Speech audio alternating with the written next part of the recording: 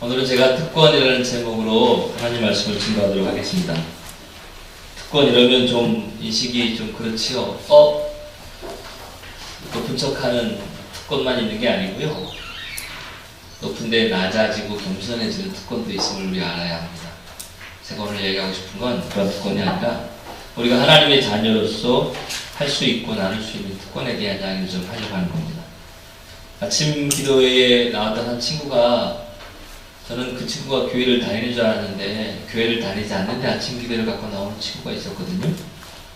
그 학생이 되죠. 학생이 물어요, 저한테. 목사님, 예수님이 십자가에 졌다면서요? 그랬지. 그럼 왜 하나님이 보내셨죠? 그랬지. 그랬더니 친구가 뭐라 그러는지 아세요? 아니, 하나님이 직접 하지. 왜 예수님 보내요, 치사하게. 힘든 건 자기가 해야지. 야, 이걸 어떻게 설명하죠? 삼위일체 하나님을 이거 어떻게 설명해줘야 돼요, 이거? 그러게, 하나님 치사한데? 이거 어떻게 해야 돼? 네, 그렇게, 저에게 고민도 던져주고, 은혜도 느끼게 해주고, 깨달음도 주는 많은 학생들이 있는데요. 지난주에는 한 학생이 사무실로 찾아와서 또 한번 울었습니다. 우리 방에 사무실에 있는 휴지는 많이 씁니다. 그리고 그 아이는 반가워해 왔는데, 일단 여학생이 울면 일단 먹이는 게 효과가 좋더라고요. 초콜릿 주고, 음료수 주고, 있는 거 사탕 주고 다 주면서 이제. 근데 내용은 이런 거예요. 여러분 설명을 좀 돕자면, A라는 친구인데 그 친구가, A라는 친구가 B라는 친구랑 친했어요. 이렇게. 여자 학생들의 친함은 우리가 상상하는 초월입니다. 네, 정말 많이 같이 다니거든요. 식사하는 거 말할 것도 없고, 화장실도 같이 가고 막 그렇게 하거든요. 아무튼, 그러다가 이 A라는 친구 눈에 C라는 친구가 보였는데, 이 C라는 친구가 밥도 혼자 먹고, 그렇게 혼자 있는 걸 자주 보니까 마음이 신경이 쓰였나봐요. A가 좀 착해서. 그래서 이 A라는 친구가 C를 좀 이렇게 챙겨줬죠, 소위. 그러다 보니까 B라는 친구가 자연히 A라는 친구와 함께 좀 멀어지겠죠. 여기에 이제 B가 속이 상했는지 C가 뭘 봤는지 모르겠는데, 그렇게 챙겨주다가 A라는 친구가 안 되겠다, 나 다시 B랑 친구니까 친해져야지라고 했는데, 어느 순간인가 B와 C가 단짝이 돼서 다니는 거예요. 자기를 빼고. 잘 이해가 안 되죠? 그게 뭐 일이라고, 그게 세상 끝날 일이에요. 그래서 이 학생이 저한테 와서 뭐라고 말했냐면, 학교를 그만두겠다. 진짜요. 옮기겠다. 극단적인 얘기를 했겠지만 그렇게 얘기를 하더라고요. 그래서 일단 먹이고 이렇게 주고, 속상하고 화나고 외롭고 허무하고 울다가 웃다가 그냥 울다가 이거 맛있는데 뭐예요? 초콜릿. 제가 그런 얘기 했어요. A야, 너 내가 이거 하나만 얘기할게. 만약에 딴 학교로 간다고 그런 일이 없을까? 자기도 알지요. 이런 얘기를 했더니 어떤 분은, 목사님 그럴 때 그렇게 얘기해 주세요. A가 B와 C만 있는 게 아니고 친구는 D, E, F, G, H, I, J, K가 많다고 그렇게 얘기해 주라고 하는데, 그래서 그 친구한테 네가 만약에 혹시라도 다른 학교 간다고 이런 일이 없을까? 자기도 알죠 뭐. 그러면 고등학교 졸업하고 대학을 가거나 직장을 잡는다고 해서 이런 일이 없을까? 아니, 조금 더 컸다고 너가 한 30쯤 되고 결혼하면 이런 일이 없을까? 목사님 나이쯤 되면 이런 일이 없을 것 같니? 있어. 있는데 목사님이 보니까 중요한 건 뭐냐면, 부분이 전부로 보이면 그때부터 무너지는 거야. 넌 이거 지금 부분이거든? 전부로 보이지? 살고 싶지 않대요. 정말 학교를 때리치듯 내일부터 다 너 어떻게 보니 같은 반인데. 부분이잖아요. 우리 눈에는 그게 부분으로 보이잖아요. 그쵸? 어이없어 하는 분들도 간혹 계실지 모르겠는데, 학생들 입장에서는 이게 전부로 보이거든요. 이게 문제인 거죠. 부분이 전부로 보이는 그 순간 문제가 되는 거예요. 예수님이 광야에서 시험을 받습니다. 40일을 줄이시고 성령에 이끌려서 3가지 시험을 받죠. 첫 번째는 돌이 떡이 되게 하라는 거예요. 40일 굶었습니다. 여러분이 얼마나 금식하셨고 굶어봤는지 모르겠는데 40일을 굶으면 떡이 전부로 보이지 않을까요? 근데 떡은 전부가 아니라 부분이죠. 너희가 사람이 떡으로만 살 것 아니요 하나님 말씀으로 산다, 이렇게 얘기하잖아요. 그 부분이 전부로 보일 때가 무너지는 게 시작이죠. 또 두 번째는 성전 꼭대기에서 뛰어내려라. 그러면 네가 하나님의 아들이니까 천사들이 와서 수족을 들고 다치지 않고 사람들한테 인기가 높아질 거 아니냐. 그렇죠. 인기가 얼마나 좋은데요. 우리 저 학생들이 저 보면요, 머리부터 머리 하얀 목사님 보면요, 목사님 이러면 이것만 해도 기분 되게 좋아요. 네. 그래, 누구 안 보여? 나 누구니? 자, 아무개요. 들리지도 않아요. 그래. 그래서 기분이 좋아요. 인기가 좋다는 얘기가 아니라 알아채워주면 얼마나 기분이 좋을지 몰라요. 네. 한두 사람도 그런데 하물며 거기에 있던 수만의 사람들이 세상에 예수님이 성전 꼭대기에서 떨어졌는데 안 다치셔서 와, 인기 짱이겠잖아요. 쉬운 예로 정말 제가 그럴 일이 없지만 예를 들자면 우리 저 여고 애들이나 외고 애들이 이렇게 예배를 드리러 유관순교회관에 왔다가 갈 때요, 정말 물밀듯이 애들이 몰려오거든요. 기가 막힌 모습이에요. 성경을 옆에 들고.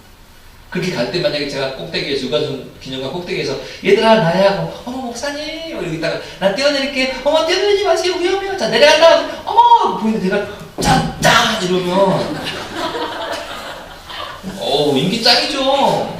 그쵸? 그럼 뭐 그냥 영대교가 시작되는 거죠. 영대교. 근데 그 인기가 나쁘다는 게 아니라 있는데 좋은데 전부는 아니라는 거죠. 그 인기가 전부면 다 타겟해야 되죠.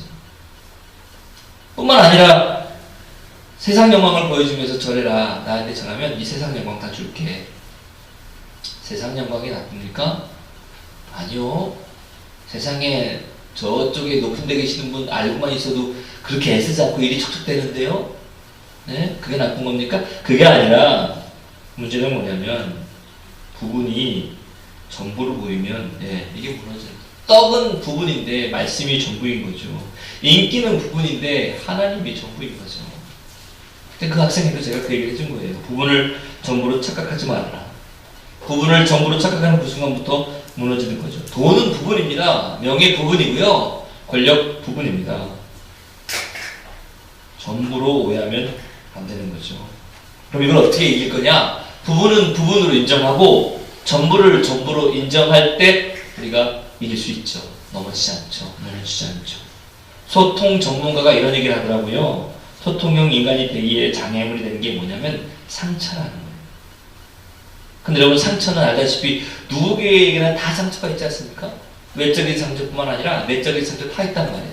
근데 이 상처가 잘 아물고 잘 치유되면 단단해지는데 상처가 치유되지 않으면 골만 터진다는 거예요.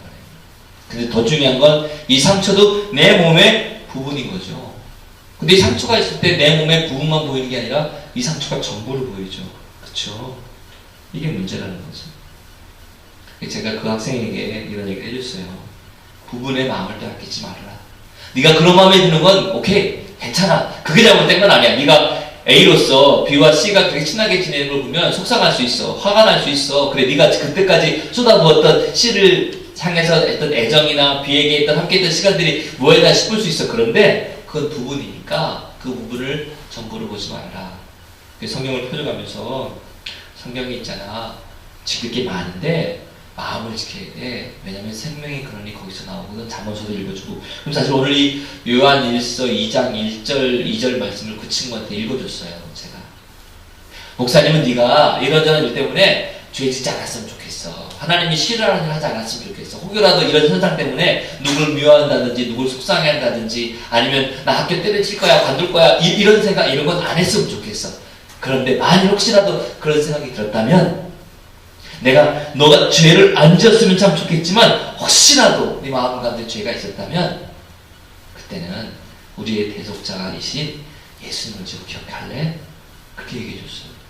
그랬더니 고개를 끄덕끄덕거리다가 한참 울다가 먹다가 그리고 기도해주고 갔어요. 여러분들에도 꼭 제가 해드리고 싶은 말씀이 있어요. 꼭 여러분이 기억했으면 좋겠어요.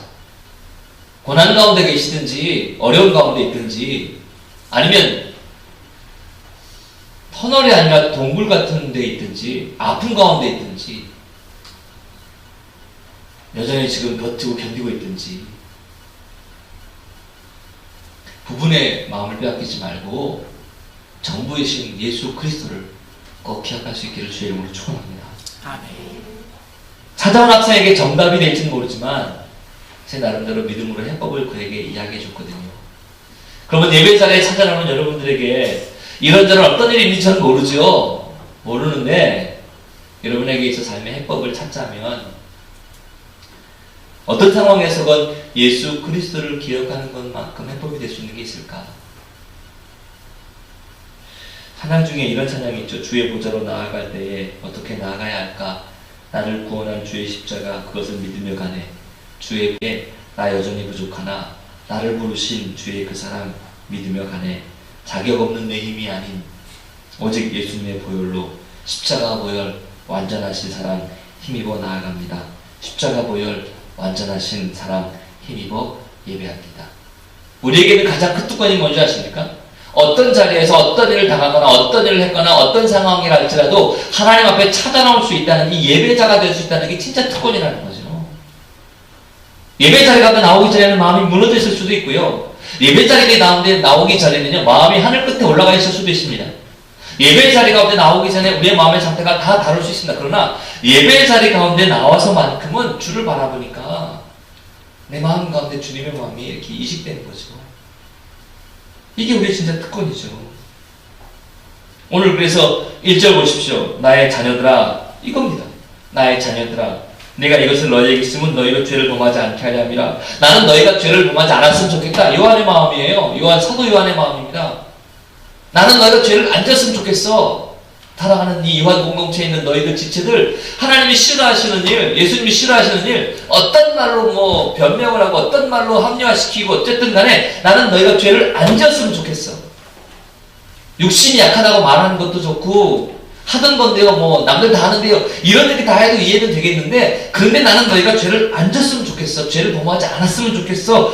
그런데 만일 누구라도 어쩔 수 없이 죄의 자리에 들어가 있다면, 인간의 연약함 때문에 죄로 무너져 있다면, 그러면 예수님을 좀 기억해라. 이렇게 지금 요한이 이야기하고 있는 겁니다.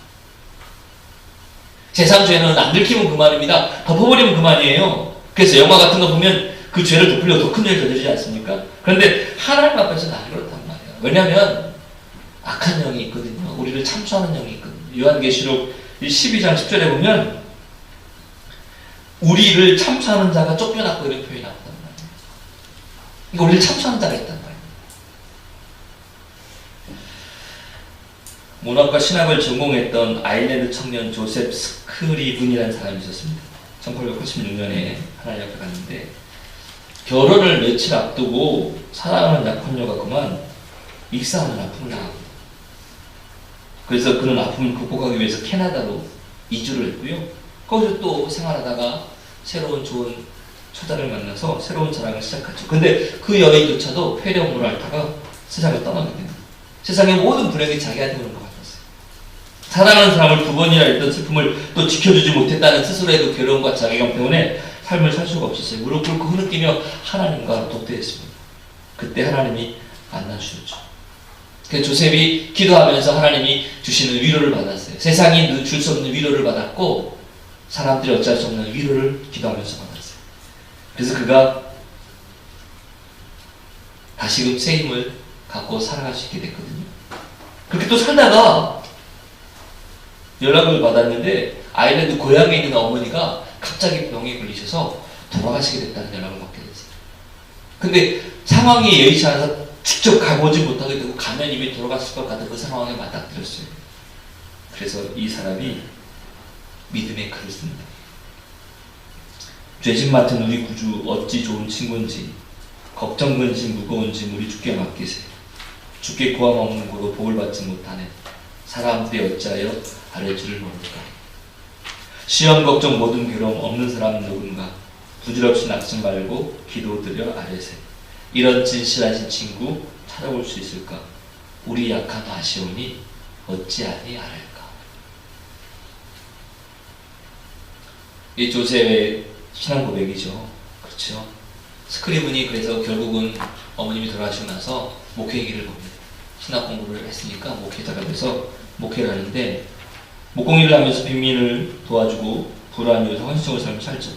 대부분의 가진 재산을 다 가난한 자에게 나눠주다 보니까 삶이 궁핍했습니다. 남루해졌습니다. 그의 모습들을 보고 오래간만에 고향에 친구들이 막 조롱을 합니다. 오래간만에 친구들이 와서 막 조롱을 하면서 이야기합니다. 너 그 뭐야? 캐나다까지 와서 잘 살아야지. 그때 이 조셉이 시를 또 하나 쓰는데요. 설교를 할 때 이런 얘기합니다. 근심 걱정 무거운 짐 많이 지냐는 누군가 피난처는 우리 예수 주께 기도드리세. 세상 친구 멸시하고 너를 조롱하여도 예수 품에 안기어서 참된 위로 받겠네. 아멘. 전 여러분이 꼭 이 말씀은 들으셨으면 좋겠습니다. 아니 꼭 기억하셨으면 좋겠습니다. 여러분, 우리에게는 예수 그리스도가 계십니다. 우리의 상황이 어떨 수 있을지 모르겠으나 우리에게는 예수 그리스도가 계시단 말입니다. 혹시 죄를 지어서 그 자리에서 범죄하고 있거나 무너져 있거나 실망하고 있거나 넘어져서 못 일어나고 있거나 그런 사람 거기가 끝이 아니라 예수 그리스도가 계시다는 걸 알았으면 좋겠습니다. 우리가 예수 앞에 나오는 것이 우리의 능과 우리의 힘으로 나오는 것이 아니라 십자가 보혈의 능력으로 나오고 있다는 것을 알았으면 참 좋겠습니다. 내 인생이 광야를 지나고 있는 것 같고 그 광야가 끝이 없는 것 같이 보일지라도 터널이 아니라 동굴을 지나는 것 같은 사람이 있을지라도 여러분들 그런 분들이 계시다면 꼭 기억했으면 좋겠습니다. 예수 그리스도가 있다는 걸 꼭 기억했으면 좋겠습니다. 이게 우리의 특권입니다. 이 특권을 우리가 누리는 겁니다. 하나님의 자녀됨의 특권이고 하나님과 사귐에 대한 특권입니다.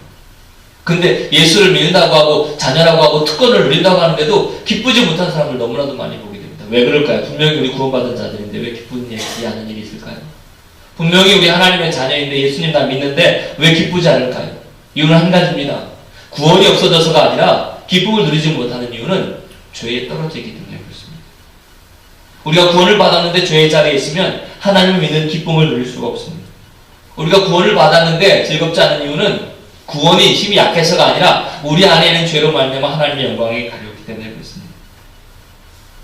만약에 우리가 예수를 믿는다고 하고 교회 다닌다면서도 하나님의 일조차 기쁨을 하지 못한다면 정말 율법주의자가 될 수밖에 없는 시작입니다.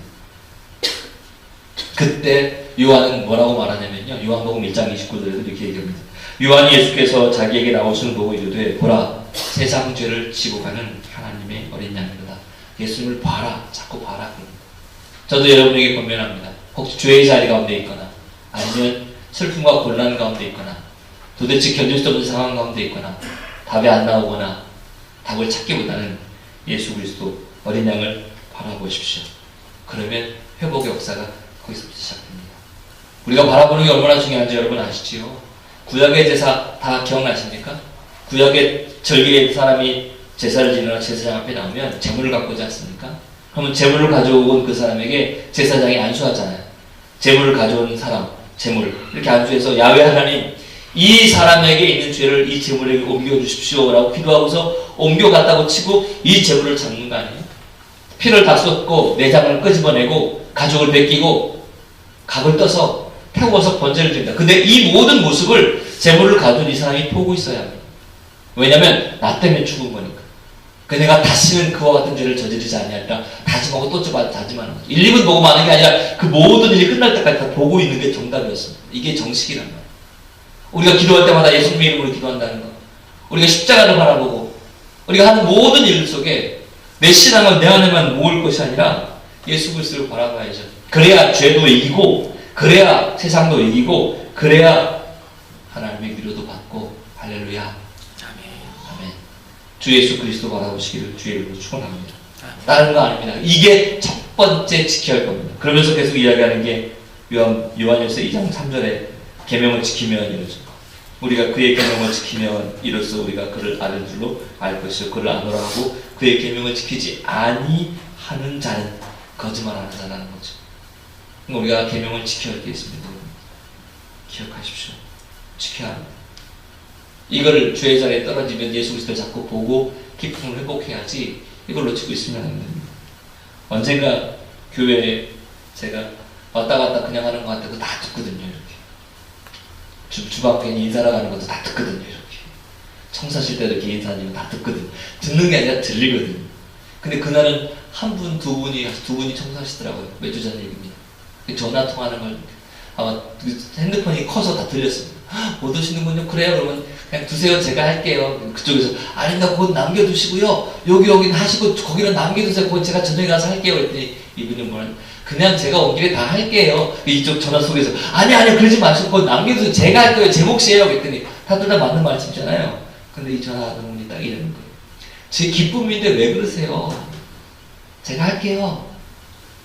다 하고 가시더라고요. 혼자.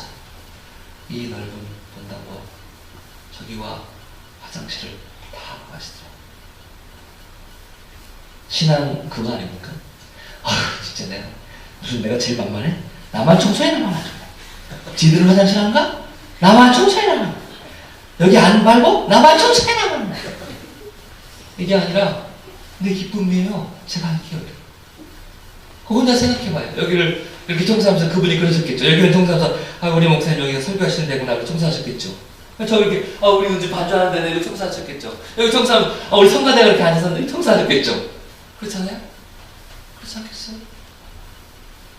기쁨을 놓치는 것보다 그러니까는 어떤 목적을 없이 사는 것보다 더 나쁜 건 잘못된 목적이 진짜인 줄 알고 가는 거거든요. 이게 율법이 신앙이 율법이기 때문에 안 된다는 이유가 여기거든요.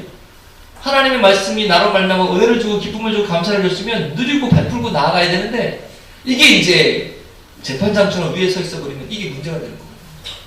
저는 여러분들이 신앙생활 할 때 기쁨을 정말 회복했으면 좋겠어요. 그래서 감사하는 마음으로 진정 지금처럼 아니 그 이상으로 좀 했으면 좋겠어요. 이런 일이 저에게 또 있었거든요. 먼저 살던 교회에서 김성현 변사님이라는 분이 계셨는데 돌아가셨어요. 이분이 폐암 말기로 돌아가셨거든요. 원자력병원에서. 그 교회에서 새벽기도 끝나면 항상 매일 아침 가서 기도해 드렸어요. 근데 이 병실만 가면 안 계셔. 도대체 성취도 하는 분이 안 계셔 자리에. 그 가보면 앞에 병실에 가서 전도하고 있고 그 다음날 가보면 이쪽 병실에 가서 전도하고 계셔.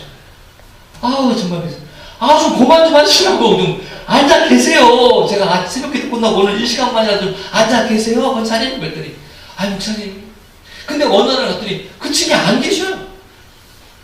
이분이 어디 가시면 도대체 밑에 층에 가서 전화하고 계셔. 그래서 그분이 뭐라는지 아세요?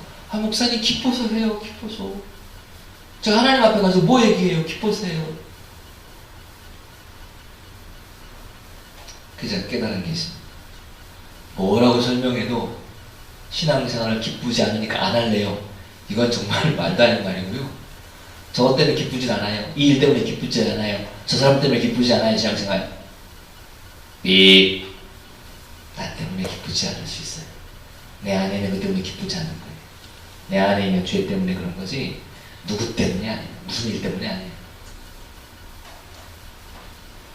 여러분에게 질문하고 싶은데 하나님의 말씀이 여러분에게 힘입니까? 짐입니까? 여러분 우리 주일날 나와서 이 예배하는 게 여러분에게 힘이 되십니까? 짐이 되십니까? 토요일날 청소를 하고 중식을 봉사하며 나와서 내려웨이 찬양 준비하고 이런 모든 일들이 예배를 듣는 모든 일들이 예배에 안내를 쓰고 하다못해 모든 일들이 여러분에게 힘이 되십니까? 짐이 되십니까? 제가 선교여행이나 이런 거 자주 다녔거든요. 정말 많이 제 아시아나 대한항공 많이 타고 다니는데 아시아나 마일리지만 11만 원이 넘어요. 비행기 타신 분들이 별로 없나 봐요. 한 6천이면 제주도 갔다 올 수 있어요. 6천이면 단편인가? 아무튼 6천 마일이면 마일리지로 그냥 제주도 가게 해주거든요. 6천이면 11만이 넘어. 네, 알았어요. 네. 근데 처음엔 어떻게 했냐면 무조건 간소하게. 무조건.